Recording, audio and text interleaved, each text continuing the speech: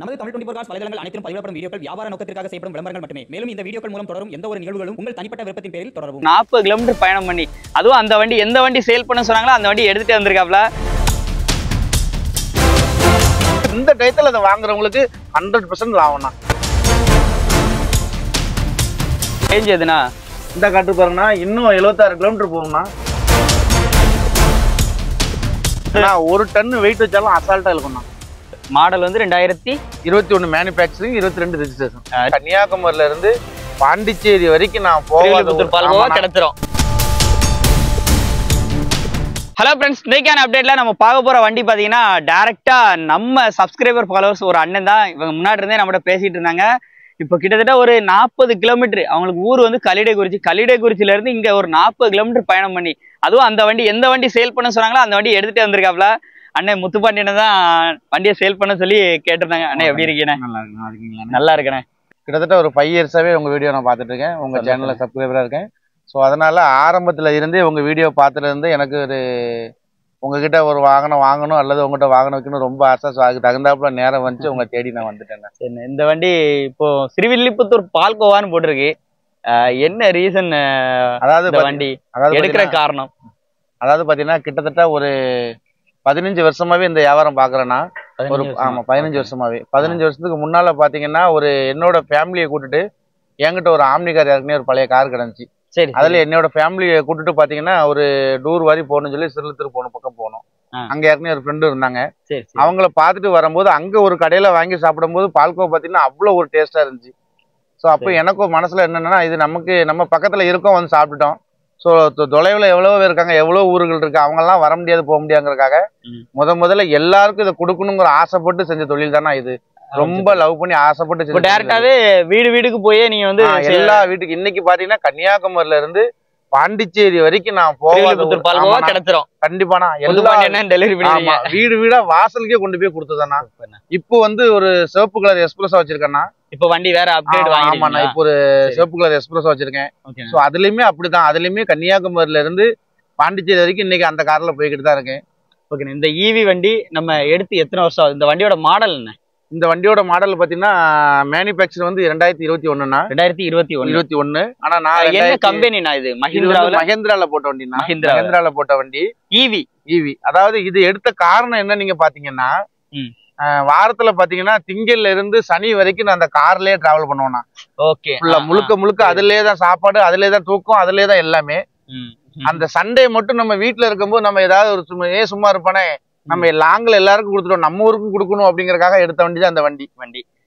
ஞாயிற்றுக்கிழமை மட்டும் வாரம் ஞாயிற்றுக்கிழமை மட்டும் இந்த வண்டி நான் யூஸ் பண்றேன். சூப்பர். மாடல் வந்து 2021 மேனுஃபேக்சரிங் 22 ரெஜிஸ்ட்ரேஷன். ரிஜிஸ்ட்ரேஷன் வந்து 22. ஆமாண்ணா, நீங்க தான் ஓனர்? ஆமாண்ணா, நான் அந்த சிங்கிள் ஓனர் தானே. சந்தோஷம். கிட்டத்தட்ட 40 கிலோமீட்டர் இருக்கானே அங்க இருந்து நீங்க? கண்டிப்பா 40 கிலோமீட்டர் வந்திருக்கேன்னா. இப்ப அது போக இப்போ சார்ஜ் பாருங்கன்னா இன்னும் பாருங்க, சார்ஜா காமிங்க, அப்படியே லைவாவே காமிச்சிரும். 40 கிலோமீட்டர் வந்திருப்பீங்க. 40 கிலோமீட்டர் வந்திருக்கேன்னா. அதை ஆன் பண்ணுங்கண்ணா பாப்போம். ஓகேண்ணா, இன்னும் ரேஞ்ச் எதுனா? இந்த காட்டு பாருங்கன்னா இன்னும் 76 கிலோமீட்டர் போகும்னா. இன்னும் 76 போகும். இன்னும் 76 போகும். கம்பெனி எவ்வளவு கிளைம் பண்றாங்க? கம்பெனி பாத்தீங்கன்னா இந்த வண்டியிலே கண்டெய்னர் பாடி ஒண்ணு வருதுண்ணா. கண்டெய்னர் பாடி. ஆமா, அவங்க எனக்கு என்ன சொன்னாங்கன்னா 80 கிலோமீட்டர் தான் எனக்கு சொன்னாங்க. ஏன் என்ன காரணம் பாத்தீங்கன்னா அவங்க கட்டின பாடி வந்து நல்ல வெயிட்டா இருக்கும். நான் இதுதான் கேட்கணும். ஏன் இப்படி நம்ம ஒரு சைடுல அந்த ஃபேன்சி ஸ்டோர்லாம் வச்சிருக்காங்க மாதிரி தகரத்துல போட்டிருக்கீங்கன்னு கேட்கணும். அதாவது பாத்தீங்கன்னா கண்டெய்னர் பாடி வந்து பாத்தீங்கன்னா 80 கிலோமீட்டர் தான் சொன்னாங்க. இந்த மாதிரி ஓப்பன் பாடி அவங்க என்ன சொன்னாங்கன்னு பார்த்தா 2 வண்டியுமே இருந்துச்சு. 2 வண்டியுமே நான் பார்த்தேன்னா இது வந்து ஓப்பன் பாடி, இது வந்து கண்டெய்னர் பாடிக்கு 80 கிலோமீட்டர் சொன்னாங்க.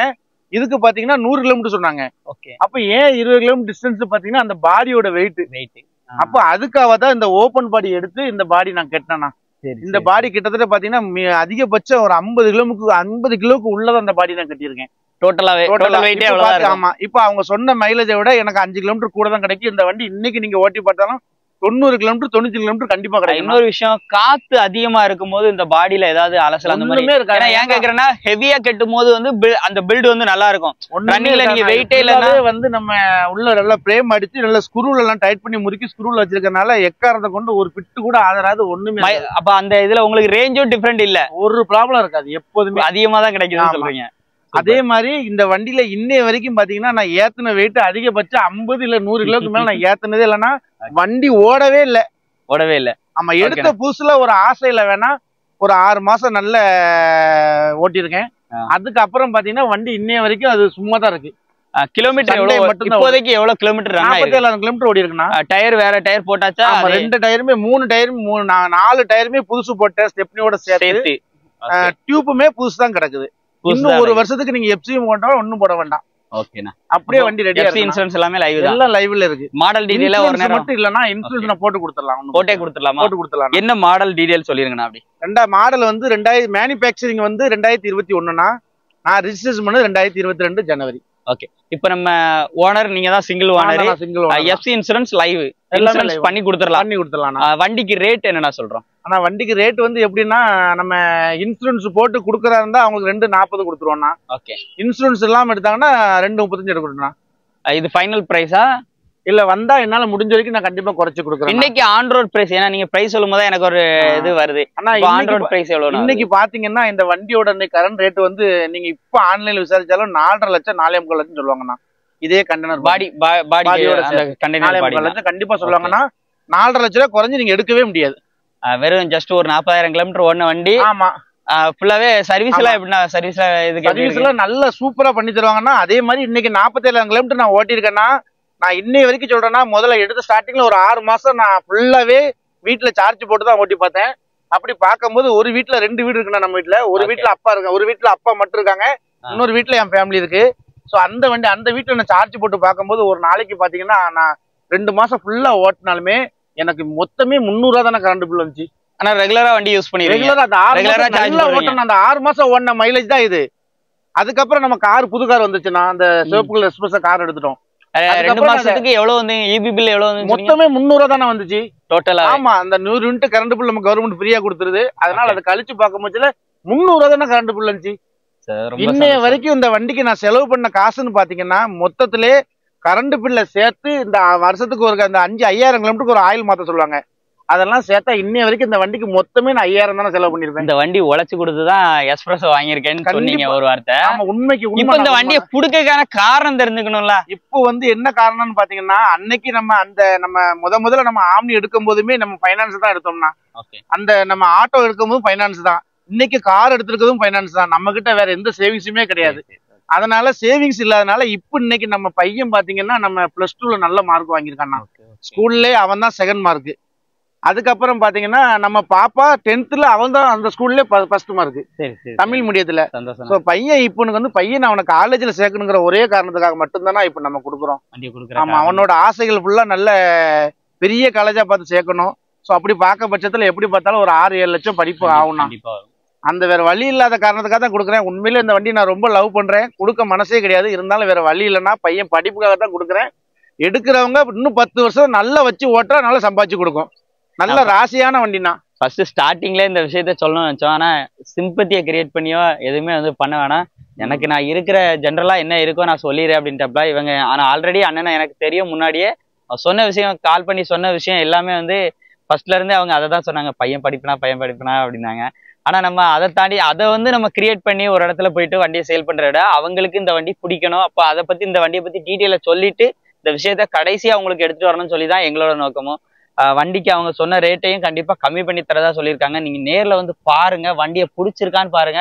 பிடிச்சிருந்துச்சுன்னா கண்டிப்பா அண்ணன் பண்ணி கொடுப்பாப்ல. முத்துப்பாண்டியன் பண்ணி கொடுப்பீங்களா? கண்டிப்பா, நம்மளுக்காக கண்டிப்பா பண்ணி கொடுங்க. நம்ம சப்ஸ்கிரைபர் கண்டிப்பா வருவாங்க.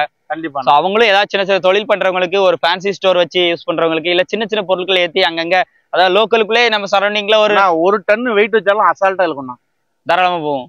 1 டன் வெயிட் வச்சு எடுத்தாலும் அசால்ட்டா இருக்கும். சூப்பர். ஸோ அது அவங்களுடைய இவ்வளவு நாள் யூஸ் பண்ணிட்டு இருக்கக்கூடிய பாயிண்ட் ஆஃப் வியூல உங்களுக்கு ஃபுல் டீடைல்ஸ். நான் இது வரைக்கும் 100 கிலோக்கு மேல ஏத்துனதே இல்ல. வண்டி அப்படியே புதுசா ஃப்ரெஷ்ஷா அப்படியே இருக்குது. ஏன்னா சில பேர் அப்படி நினைப்பாங்க, என்னடா வெறும் 100 கிலோமீட்டர் தான் அவ்வளவுதான், அப்ப ஈவி வண்டினா அவ்வளவுதானே நினைப்பாங்க. ஆனா நீ உங்களோட பர்பஸ் வந்து அவ்வளவுதான். ஆனா இப்போ எல்லா பக்கமும் சார்ஜ் ஸ்டேஷன் வந்துட்டு இருக்குன்னா, எல்லா பல்க்லயுமே இப்ப ரெடி பண்ணிட்டு இருக்காங்க. இப்போ இந்த சுட்டிஷன்ல நாங்க வாங்கும்போது பாத்தீங்கன்னா எங்களுக்கு அப்படி கிடையாது. நான் ஒரு 3 வருஷத்துக்கு முன்னால வாங்கும்போது பாத்தீங்கன்னா வீடு வீடா ஹெல்ப் கிட்ட தான் போடணும். இப்ப எல்லா பல்க்லயும் ரெடி பண்ணிட்டு இருக்காங்க. இப்ப இந்த டயத்துல அதை வாங்குறவங்களுக்கு 100% லாபம்னா. சூப்பர். ஸோ இந்த வீடியோ கண்டிப்பா உங்களுக்கு யூஸ்ஃபுல்லா இருக்கும்னு நினைக்கிறேன். யூஸ்ஃபுல்லா லைக் பண்ணுங்க. அண்ணனை கான்டாக்ட் பண்ண நினைச்சீங்கன்னா உங்களுக்கு ஸ்கிரீன்ல நம்பர் கொடுத்துருக்கேன், எடுத்து யூஸ் பண்ணிக்கோங்க. இந்த மாதிரி நிறைய யூசர்ஸ்கிட்ட இருந்து ரிவ்யூ வேணும் அப்படின்னா தாராளமாக கான்டாக்ட் பண்ணிக்கோங்க. உங்கள்கிட்டையும் ஏதாவது வண்டி சேல் பண்ணணும்னு நினைச்சீங்க அப்படின்னா எங்களை கண்டிப்பாக கான்டாக்ட் பண்ணுங்க. இந்த வீடியோ பிடிச்சினா லைக் பண்ணுங்க, ஷேர் பண்ணுங்க, கமெண்ட் பண்ணுங்க. அண்ணா ரொம்ப நன்றி. தேங்க்ஸ்ண்ணா. நன்றி. ரொம்ப நன்றிண்ணா. நீங்க எனக்காக இவ்வளவு நேரம் சிரமம் எடுத்து நீங்க வீடியோ எடுத்ததுக்கு ரொம்ப இல்ல, நீங்க தான் 40 நான் கிட்டத்தட்ட 45 கிலோமீட்டர் வந்திருக்கீங்க. அதே பெரிய விஷயம். இருந்தாலும் நீங்க இவ்வளவு பிஸியான நேரத்துல எனக்காக நீங்க நேரம் வைக்கணும். ரொம்ப நன்றிண்ணா. நன்றிண்ணா.